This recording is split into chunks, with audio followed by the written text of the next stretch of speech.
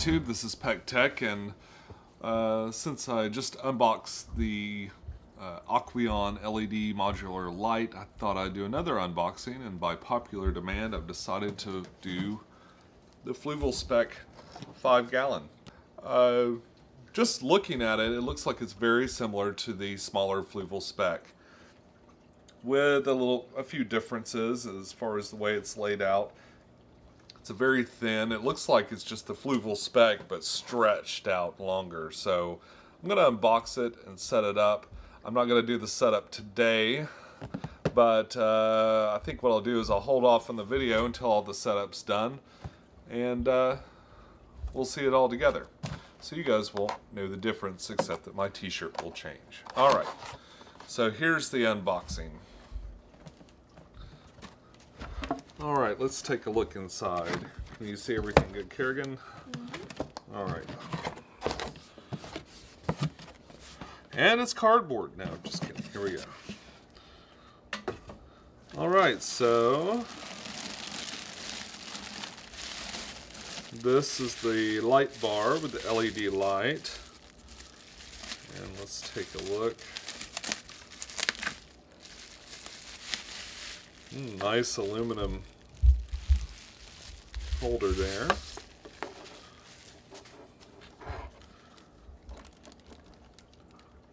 And these lights look pretty decent. Of course, time will tell on this. Once again, like lights of all kinds seem sort of finicky in particular, and I always recommend, of course, keeping your receipt. Fluval as a company has been very good about honoring problems when there are some. And also inside we have, I'm guessing this will be a power supply. Yeah. There's a power supply either for the light or the pump. And let's see what we have here. Boop. Another power supply. No, this is the pump. Looks like the same pump that they have. I don't know if this is more powerful or not, but it looks like the same pump that they used for the 2-gallon Fluval Spec. So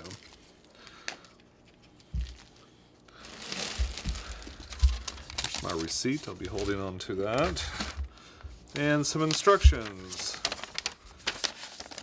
which I'm not even going to use. Alright, so I guess the next thing to do would be to pull this out.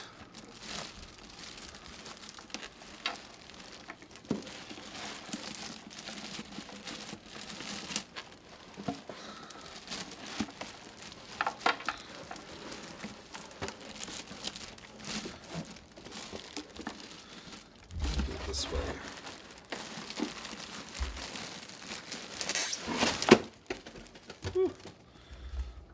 Alright. Looks like the lid is on the bottom here. Makes sense. And just set it down.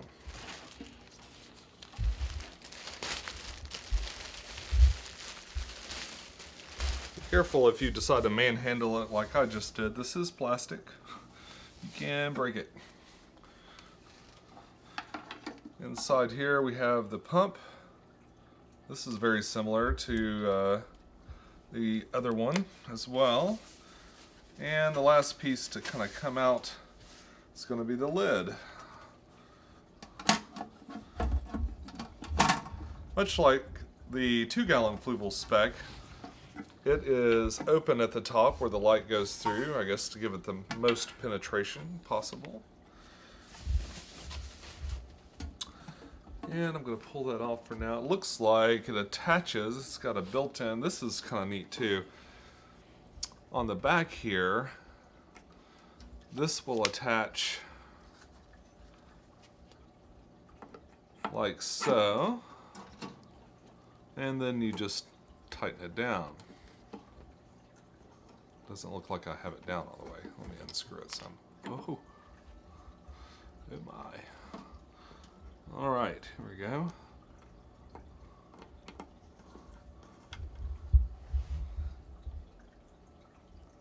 this is kind of odd. This little plastic screw doesn't seem to want to stay in. It does just fine when it's like this. I'm probably going to just leave this off.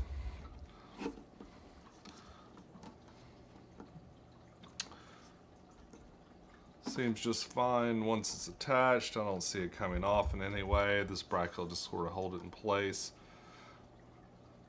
This little plastic screw doesn't seem to do the trick. I might replace this with a metal one if it's necessary, which I doubt it will be. Alright, so moving on. It's got the same nice glass aquarium shape. It's got the same aluminum sides and of course the aluminum here, which I think is really nice. We'll take off the top.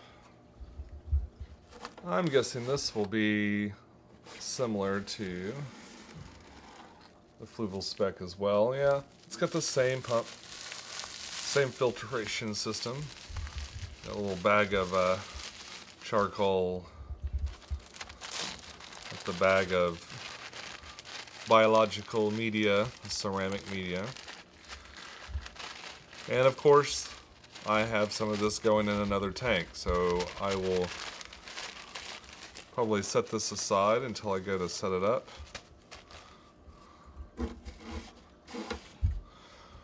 Unlike the 2-gallon, there'll be even more room inside here for a heater. So I'll need a bigger heater. So I'll look around for a heater and we'll include that in the setup. Alright, so let's install the pump just for fun. Unwind the power cord so we have a little bit more leeway here. Got the little suction cups at the bottom here. Looks like the pull comes from this side. I'll make sure that it's all the way on the plus to get the maximum amount of flow. So, seeing as the little pathway for the water goes down through the overflow, down through all the media, and then it comes out the side here. So you want to make sure that the pull is on the side. And I'm going to go ahead and attach the hose here this way.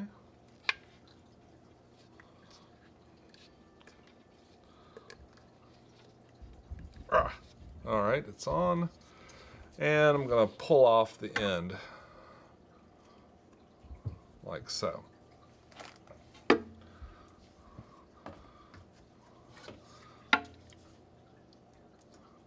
apply a little bit of moisture there. And we'll work this down into the bottom.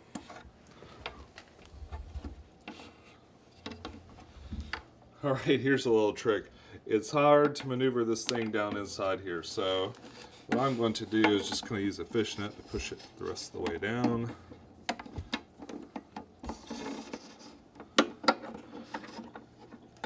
And I'm going to stop when it gets all the way to the bottom. Then I'm going to slide this into place. You see it okay? And then on the other side, just attach this, and that should keep it from coming out. Alright. Of course you can move this valve depending on how you want the water to flow in the aquarium. I'll just leave it like that for now. Now, aside from getting all this stuff into the filter, I think we're about ready to get it set up.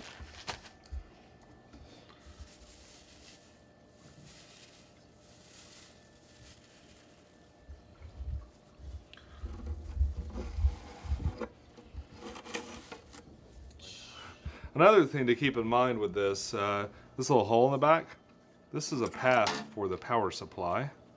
If you run it through here, it should do a good job of keeping this cord away from, you know, the inside of your filter or anything like that. And it just slides back into the channel, and then this will go on the top.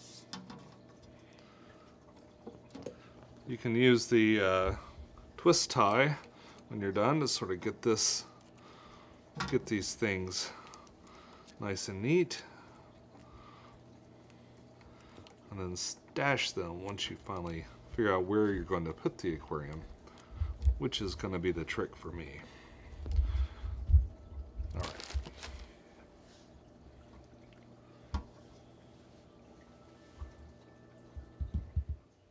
All right, now it's actually been several days since I unpacked the aquarium, and I'm ready to set up the Fluval Spec 5-gallon.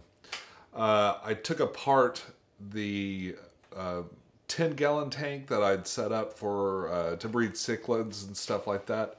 It was, you know, if I'm going to add another aquarium, I generally take one of the ones I'm not as happy with down. It was okay. It was kind of neat.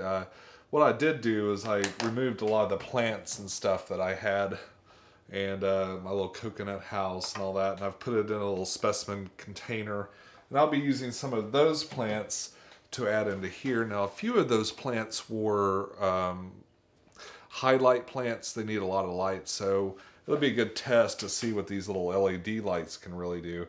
And if they start to look a little shoddy, I'll just pull them out. But and I'm also going to use my GoPro here to do a little time lapse of the whole thing, and so it'll be a little different than normal, but it should be pretty fun. And all right, let's get started. Oh, a couple of other things. I bought some little pieces of driftwood. These have been in an aquarium in the store for a few weeks, so they should be maybe have some good bacteria on them. I have some gravel. It's actually leftover from another project. And this is the Supernaturals, just kind of plain aquarium gravel. I'm not going for any like traditional, you know, planted substrate. I'm going to go strictly for just normal gravel. What I'm planting in here doesn't need a whole lot of stuff like that. And I could always throw little nutrient tabs into the bottom of it if I feel like it needs a little bit more. I've got the heater from the old aquarium, some plants, some gravel, some driftwood, and I guess I'm ready to go. So let's get started. And as it goes with a lot of aquariums, you get about partway in and decide that that substrate doesn't look as great as I wanted. Plus, I don't have nearly enough. There's a deceptively large amount of area in here, so I'm going to add some substrate I actually bought for another project, but I've got plenty to spare. And it is a planted substrate, so the plants will get a little bit extra. But it's a Floramax planted aquarium substrate, and I'm going to add some of that. Mix it in with here just so I have enough that I can actually put these things in the ground and let them root up a little bit. If I thought about this beforehand, I probably would have put this in first and used this to kind of anchor the gravel to anchor it down. But since I've already put the gravel in, I guess what I'm going to do is I'm just going to kind of add it to the top and mix it up a little bit. So we'll see how that looks.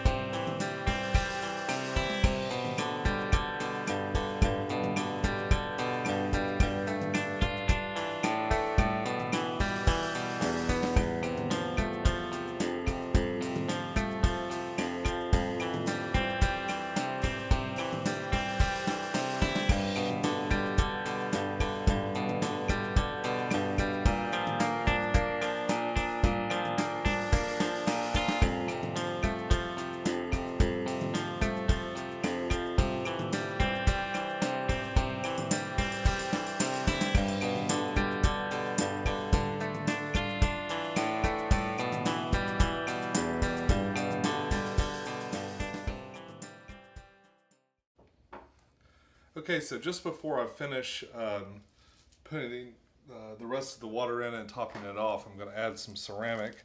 that I've already had sitting at the top of one of my other aquariums, like I usually do. And it should add a little bit of bacteria and kind of get the process started for the nitrogen cycle. All right, so I guess what's left is to plug it in and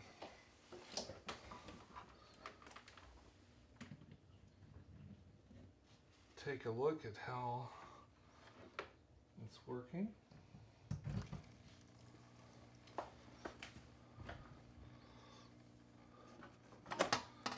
And put the shield over the top.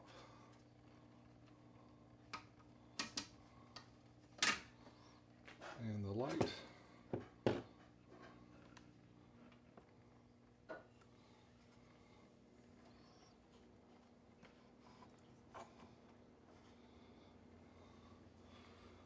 There it is, a little cloudy. So we'll come back to this in a couple of days and get a good sense of how it looks.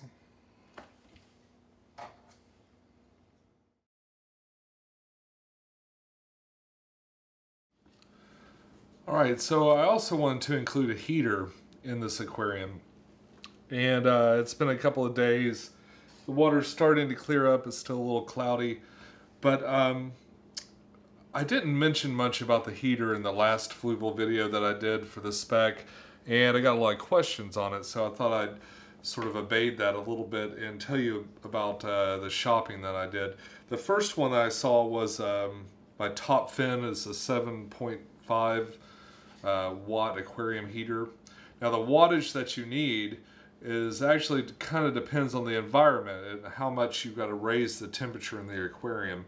I don't think I need to raise the temperature all that much here. Even in the winter time, the house stays pretty warm. So, as I was saying, the first one I looked at was by Top Fin, but I didn't really like the size of it. It was a little bit more than I wanted to use. In the original Fluval Spec, which I think has a very similar size. This may be just a little bit shorter than this one. I use the Marina C10 heater. That's a 10 watt. And I looked at the C25,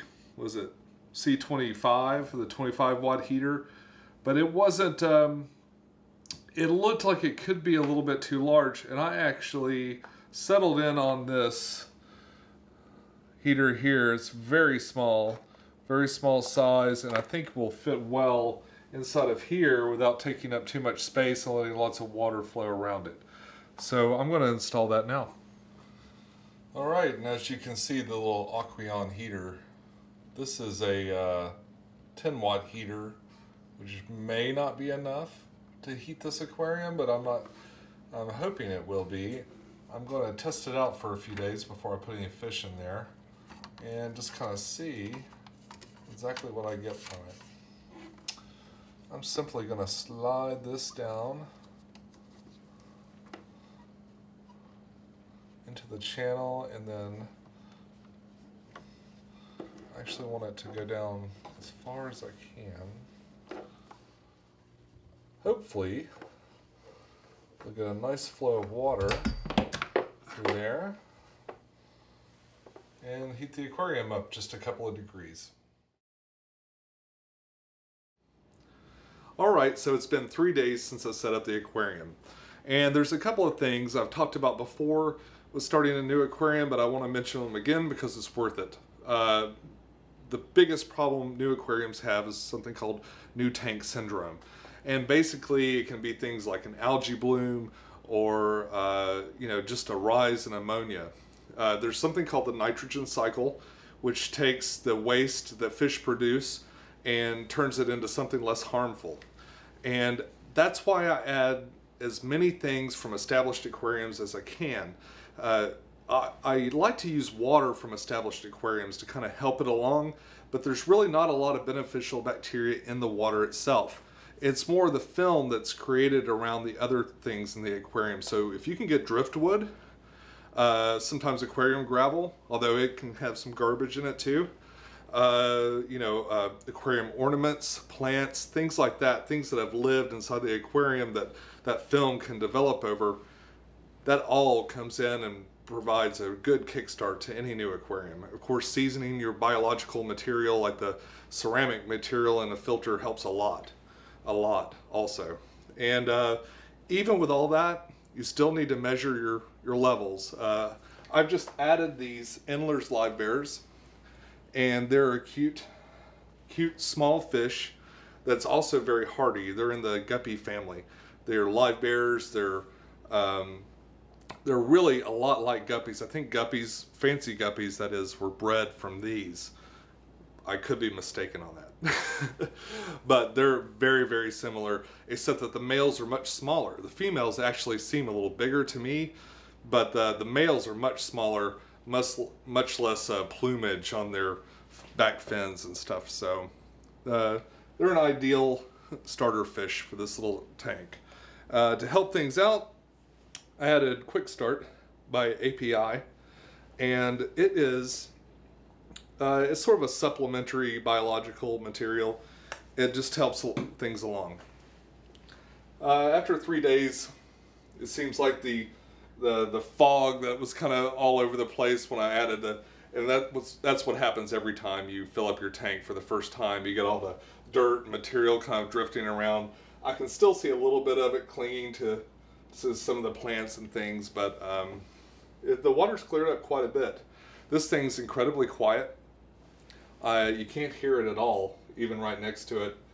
I do have noticed a good ½ inch of evaporation just in the past couple of days. Now it's the winter time here and the heat's on, and there's a vent not too far away. So the original spec, which also sat here for a while, I noticed it would evaporate pretty quickly in the winter time too. So it could just be the dry air kind of sucking the moisture out. The plants that I added inside here, we'll just start from the left. I have Anubis nana and Java fern. Both of these are great low light plants. It doesn't matter if this thing can grow plants or not. These things grow in just about any aquarium that I put them in. If you put a highlight in there, they might get algae, but they'll still survive and thrive even in those highlight areas. But you'll get more algae, and if you get a whole lot of light, you'll get the really ugly stuff. And because these plants grow really slowly, that algae will develop all around the leaves, and really the only thing you can do is just cut the leaf off and let it grow another one. I also added Venuvius sword. This plant here requires a lot of light, and I don't actually think it's going to do well. Even in the day or so that I had it in that little specimen container, it seemed to not do it much good. So I've got it in here just as a curiosity. I like the way that plant looks. I wish it would grow under lower light situations, but that's just not the case. As with many swords, it requires a lot of light and extra nutrients. So I'm just going to kind of play it out and see how it goes. The driftwood I got looks pretty neat. I let it come out the top just for fun. It sort of makes dealing with this lid a pain in the butt, but that's beside the point and a personal choice. I might, next time you see this aquarium, that might be trimmed down because it's kind of hard to pull this off and on. Oh, and the heater that I added brought it to the perfect temperature. Exactly what I was looking for. It's been more than 24 hours since I added the heater, and I checked the temperature just before I put the fish in. So it looks like that heater is going to work out, at least in this environment. And see, I've got another Anubis nana. That's actually the same plant. It's just chopped in half. Both of these came out of the original spec. Those plants were growing literally out of the aquarium and pushing the lid up, so I had to trim it off a little bit. And I took my little coconut house I made for the cichlids and put it in there just because it's fun and takes up space. So there it is. I really appreciate you guys checking it out, and please let me know if there's a video that you want to see. If you want to see more about the Fluval products, you know, I can only purchase so many and set up so many in a year, but if there's anything specifically you want to know about them, I try to check my email once a week, and I do my best to get back to people and answer questions about anything that you see in my videos that you want to know more about. So what I'd really like you to do in the comments is tell me about other things you'd like me to talk about. I've got these 11 aquariums or so, and you know, I can show you an update once or twice a month or a couple of times a month, but I think that would get boring after a while. So if there, besides updates and things like that, if there's something else you want to see, just tell me. Maybe I'll make a show about it. Thanks again for watching, and I'll see you soon.